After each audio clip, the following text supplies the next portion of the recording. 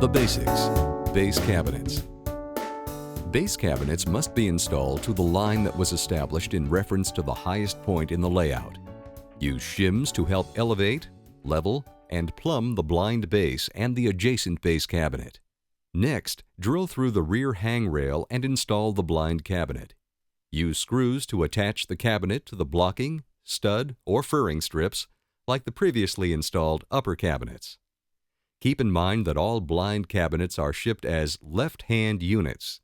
If a right-hand unit is needed, the installer will need to switch the door, drawer, and its channel system to the other opening. It is also necessary to cover the blind opening with a panel to keep items from falling between the cabinets. Be sure that when installing base cabinets on either side of a range or dishwasher opening, that they are not only level, but are on the same horizontal plane. Once the appliance is installed, any variation will become obvious. Again, be sure to examine any pre-built countertops to be sure this can be achieved. Once the location of this base cabinet is determined, the filler size can be measured and installed. Freestanding ranges generally require a 30 1/8 inch to 30 1/4 inch opening to fit properly. After the base cabinet to the right of the range is set, preparations can be made to fabricate the sink area.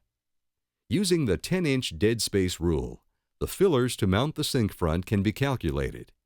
Assuming that the base cabinets are 24 inches deep and that the angle is a true 135 degrees, the dead space from the corner to the adjacent cabinet will be approximately 10 inches. The true dimension, minus 10, will reveal the filler size for that side. The DWR3R, or Dishwasher Return, needs to have the return filler pre-installed. The filler for this is also determined using the same rule. The sink front is installed so that the face is 24 inches from the sink wall. It is important it is parallel to the wall. Trimming the wild end of each filler neatly will make templating the floor panel easier. A substructure to carry the floor and toe kick is then fabricated from 1/2 inch material at 21 inches deep. The floor can then be templated by tracing at the top of the face frame. For this to work, it is imperative that the sink front is plumb, as well as the sink wall. In most cases, the odd shape of the floor will require that it be cut by hand with a circular saw or jigsaw. The left and right end of the floor area will be clipped where they intersect the wing walls. The floor is then installed. The back walls of the sink area are paneled with 1/4 inch back material. Cutouts for plumbing in the back need to be carefully measured. The panel should be as close to the supplies, drain, and clean out as possible without putting any pressure on the pipes. The panels can then be installed with spray contact adhesive, adhesive caulking, or construction adhesive. Be advised that spray adhesive may not adhere to unprimed drywall due to the thin consistency and the porous nature of drywall. Next, a short return wall is fabricated for each side to box in where the floor does not reach. This may not be needed in all situations depending on the size of the sink front and the width of the floor material provided.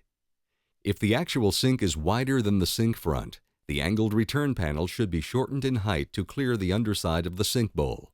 6 inches is usually enough. The right side of this build-to-sink area is a DWR3R, or Dishwasher Return.